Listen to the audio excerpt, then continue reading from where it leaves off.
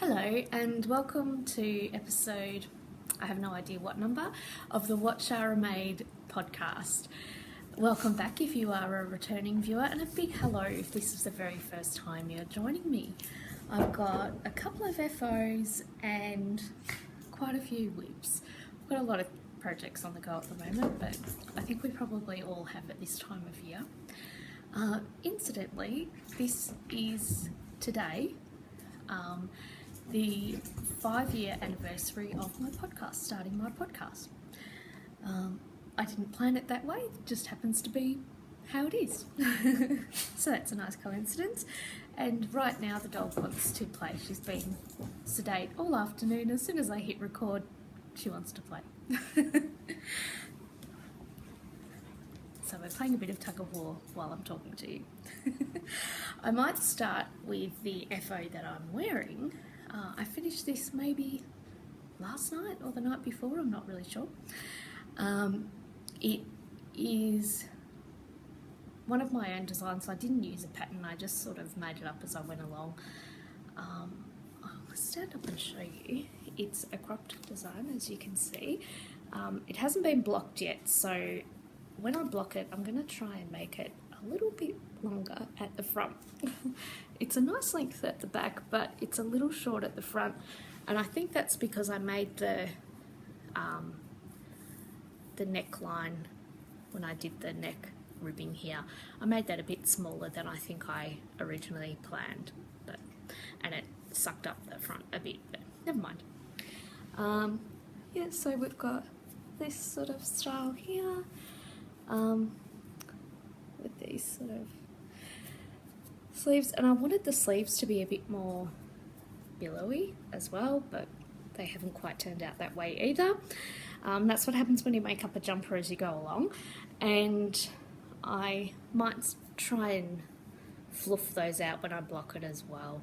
I'll see how it goes. It didn't take long to make because there's not much to it. As you can see, it's really plain.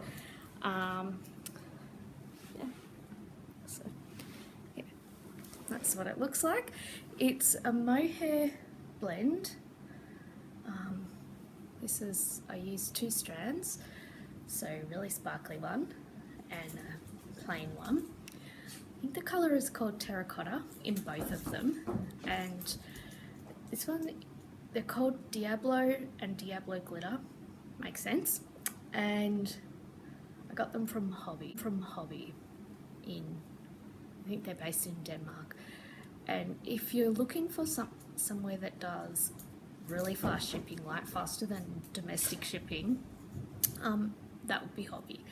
So I think I ordered these. When I ordered these, it took maybe 7 days for them to arrive from Denmark to Australia. I can't even get local stuff sent to me that quick, like, 3 suburbs away. I can't even get stuff shipped to me that quick, so that was great. Normally I would try and use local stuff, but I couldn't find anything that was like this. This is exactly what I had in mind, this yarn, for this idea, and they were the only place that had something even vaguely like it, so that's where I went for it, and yeah, I think it worked out quite well. The fabric is still quite airy, even though I used 2 strands. I knit it on 5mm needles for the majority of the fabric, and then 3.5 for the ribbing. Very, very basic design.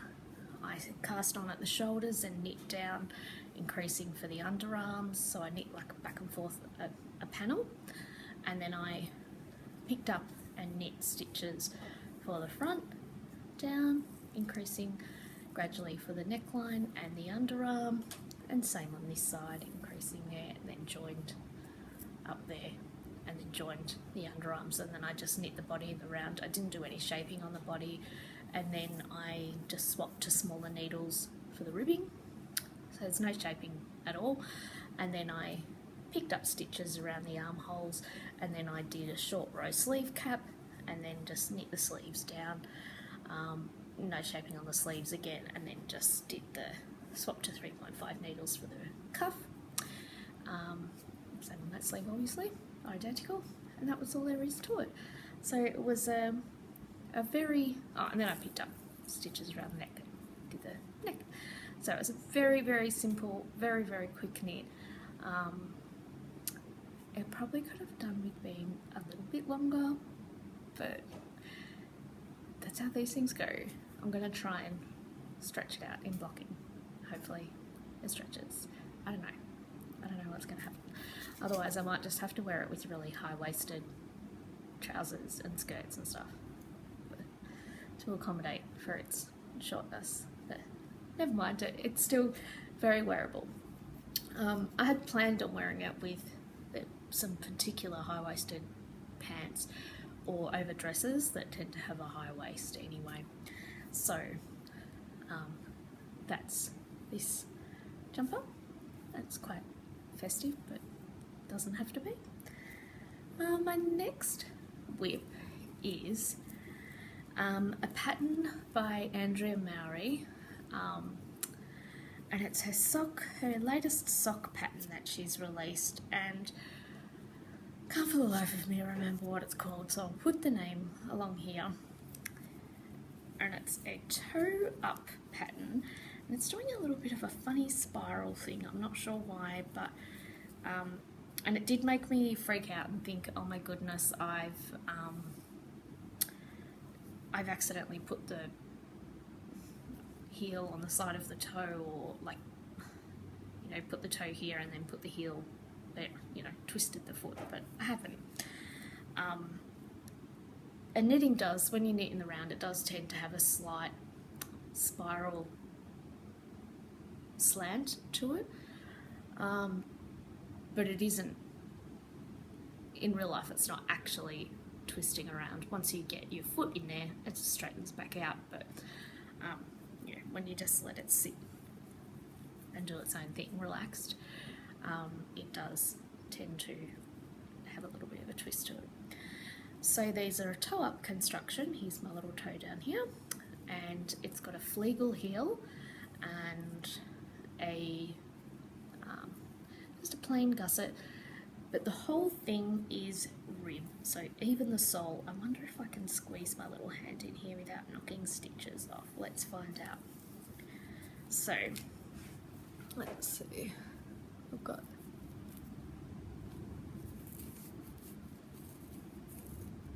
so there is, it's probably a little bit difficult because of this yarn, but the fleagle heel increases are also done keeping the rib pattern straight, and it makes such a beautiful design. It's probably no better on the other side, I don't think. No, not really, can't really see it, but yeah, it would help if it was in lighter yarn, but it's just not. In the back there of the fleagle heel, see, and it's really well written. It was very easy to follow and quite quick. I think I did that in an evening of sitting in front of the telly, binging something on Netflix, and yeah, so these are a Christmas gift, so I've got to finish this one and start the other one before Christmas, which I'm sure I can do, hopefully. The yarn is also from Hobby, and it's I think it's called Classic Mayfair, maybe, but I looked on the site yesterday to see if I could get some more, because I really, really am enjoying knitting with this, and it appears to be sold out, of course. It's sort of a little bit like Regia, but softer. So it's still got that sturdy kind of a feel, but it's soft. And yeah, I'm really happy with that. I really like the colours. Yeah, it's good. It's good. They're for a guy, so yeah. I think he's going to really enjoy these, and they feel like they're going to be really comfortable. I think I'll knit myself a pair of these using this pattern when I finished all my other Christmas knitting. So yeah, that's this whip. Really enjoying these. And my next whip is also a pair of socks. I've only done the leg and a smidgen of the heel flap, but you'll get the idea. Maybe I'll show you like that. So here we go here, and this is one of my patterns, and I've just released it maybe about a week ago, just over a week ago actually, and it's called Yule socks, the name here, and it's just regular colour work on the leg. I'm trying not to drop my yarn, my lap. So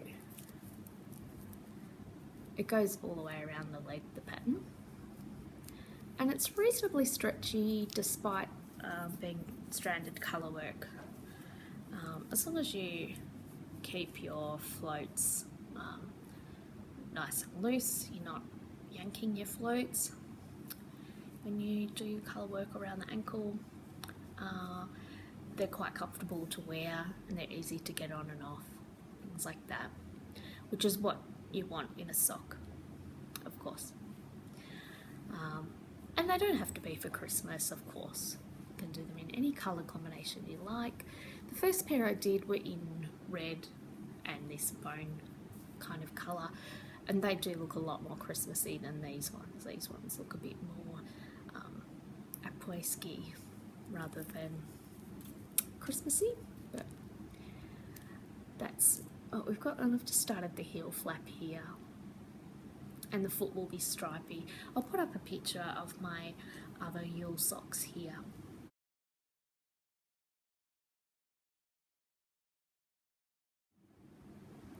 So that's what the finished pair looks like. But I'm doing a pair in navy and beige. And I'm just using the Patenol merino sock yarn. And it's really hard to see in this light. This sock yarn is really nice to use. It's good industry standard 4-ply or fingering weight sock yarn. It's super soft, but it's really sturdy, and it is so good to knit with, especially if you're doing something that's highly patterned or textured. This is going to show off whatever you are knitting, and it's also excellent for colour work as well. Gives really high stitch definition, nothing is clouded or obscured. Same if you're doing a textured or lace or cable stitch, for example. You get everything that you bargain for with this, so no wasted effort when you use this Patenol sock yarn. It's perfect for really showing off everything that you're doing. So yeah, I highly recommend it. Love it. And my next whip is another sweater, and I started this several weeks ago, but I knit this one in between this one because this one only took a few days, but this one is taking a really long time, and I'm stuck on Sleeve Island, and oh my god, it's really taking a long time. The sleeves are taking, I feel like what I've got on this sleeve has taken me more time than it took me to knit the whole body of the sleeve, and I'm being quite genuine about that. I don't feel like I'm making very much progress on these sleeves. I'm sure you've all been there with a sleeve, a pair of sleeves. So I'm just untangling myself so I can hold this jumper up. So it's beautiful, and it will be 100% worth it when it's done, but yeah, it's testing me. So it is the Junction sweater by Andrea Mowry. So I'm having a bit of an Andrea Mowry fest over here, but it's quite gorgeous. I'll just hold it up there. So we've got a brioche yoke up here. Well, first of all, we've got like a folded neck here, where you do a provisional cast on, you knit your rib, and then you fold it over and knit your provisional cast on together. So you're not actually sewing it together, you've already got this folded neck cuff. I'm sure there's a proper neckband. Before you even start your yoke. So you have that going on, and then you start your beautiful brioche yoke. We can see here, 2-colour brioche, and then you do your little colour work body, you separate for the sleeves, and you finish off your body, then you pick up for your sleeves. Oh my god, that's all I've done on this sleeve. I swear it's taken forever, and I'm getting maybe 2 repeats of the colour work done a night, and then that's all I can manage. It's really quite taxing. Where was me? Yeah, so I'm getting there though. I'm getting there. I'm wondering if I can do like half sleeves or something. No, I won't. I'll do it properly. But I've considered these things. No, I'll do it properly because it's going to look gorgeous. So I'm using a sock yarn as the contrast colour, and it's glittery, as I'm sure you can see the sparkles showing through, and it's got an ombre effect. So when I finished the yoke, it sort of went into a dark phase, and then it got lighter, and now I'm wondering if that looks a bit weird, but oh well, I'm not pulling it out, that's how it's gonna look. So some of the little speckles do sort of disappear. It actually is looking a lot more dramatic on screen than it does in real life, so it's, yeah, it's not quite as bad in real life as it looks on screen, but yeah, some of the dots are quite dark, and then it fades into a much brighter, more high contrast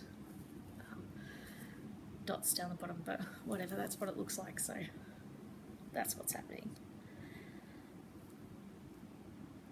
So that's what I've got going on at the moment with this Junction sweater.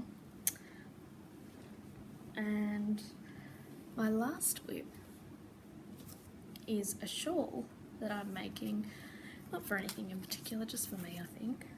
And it is a crochet shawl. I'm using one of my own patterns, the Altair shawl pattern, and that's how much I've got so far. It's not very big, but I'm just doing a little bit at a time. When I'm sick of everything else, I'm doing a little bit on this. So the yarn that I'm using is this yarn here. It's called Harmonia by Katia, and they are the other colours that are coming through. So I'm in the green section here, as you can see. So it will go through to a sort of a brown, and then a pink, and then the red and the orange.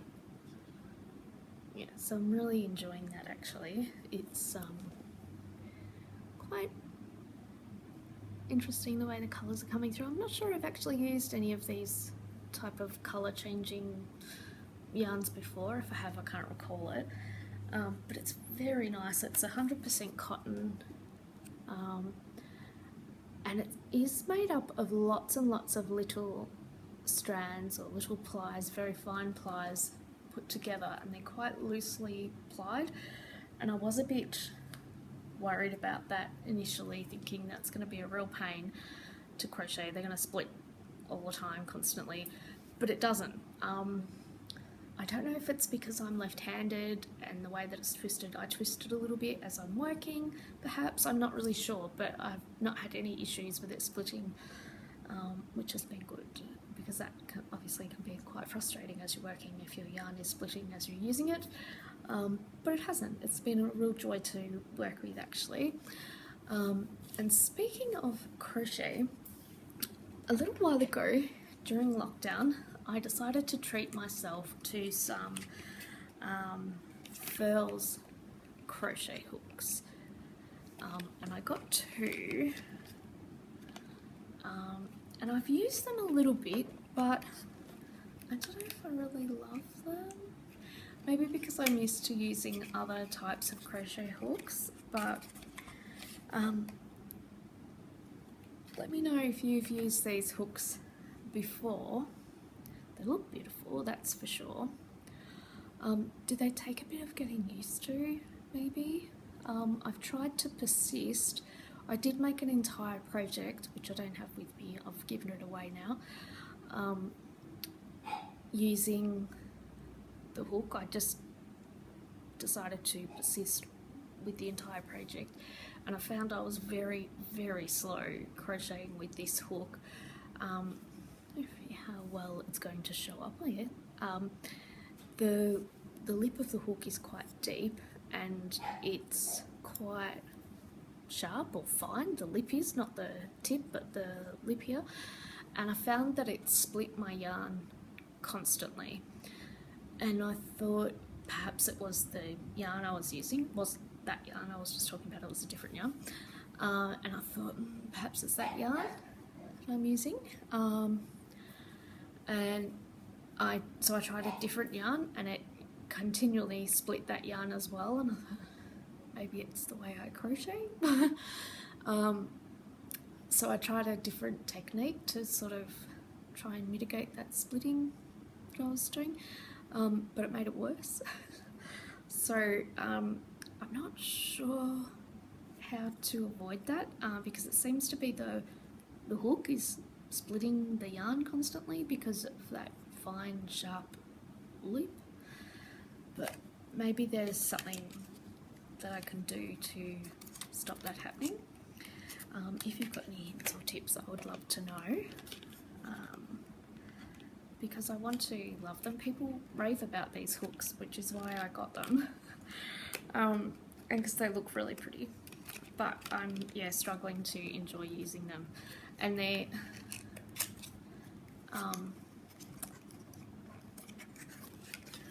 this one's really gorgeous as well. The other one's wooden, this one's, I don't know, some sort of resin or something.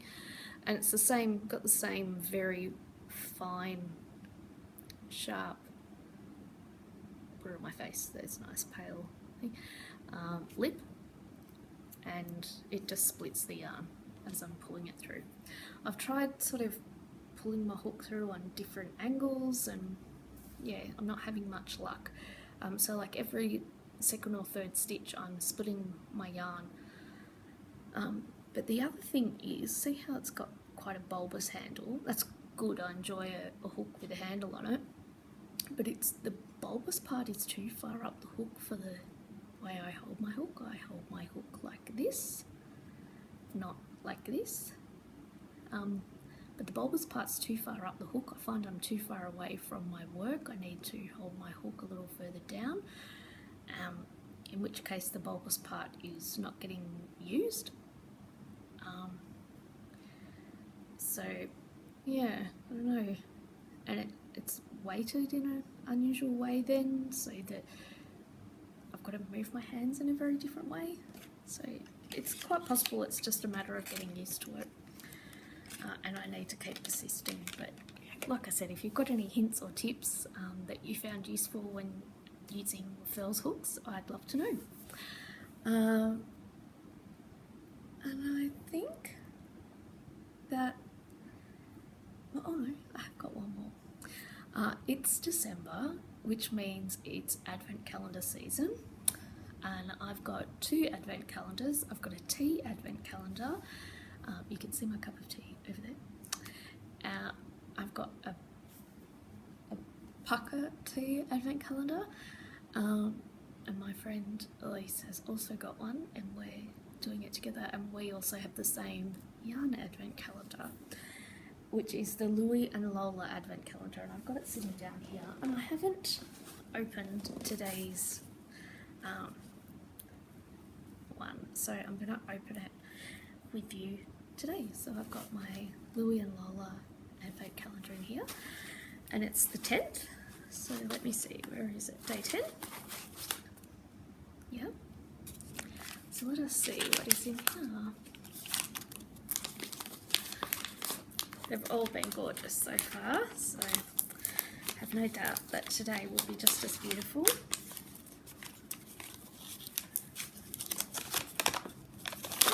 Oh, there's something in here. Ooh. Oh, one of the dogs has come over because he thinks that's a tree. Oh, that's beautiful. Oh, gorgeous. I wonder if I can.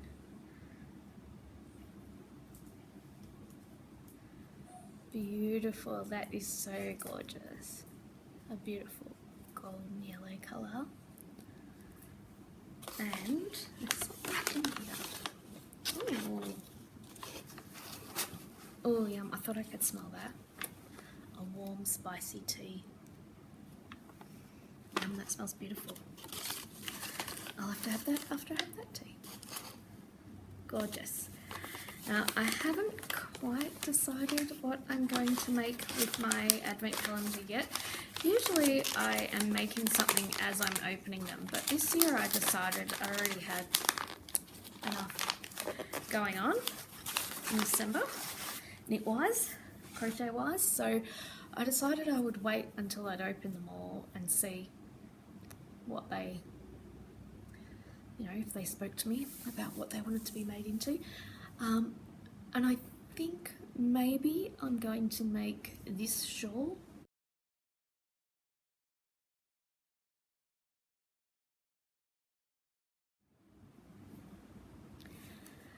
And I've got two background colours to choose from. One is like a sort of a sandy beige kind of colour, and one is a dark charcoal kind of colour. And I wanted to see what the advent calendar yarn colours looked like and then decide which one would be a better contrast colour to go with them. And I think I'll probably go with the charcoal grey because a lot of the advent calendar colours so far would probably just get lost in the sandy beige colour, I think.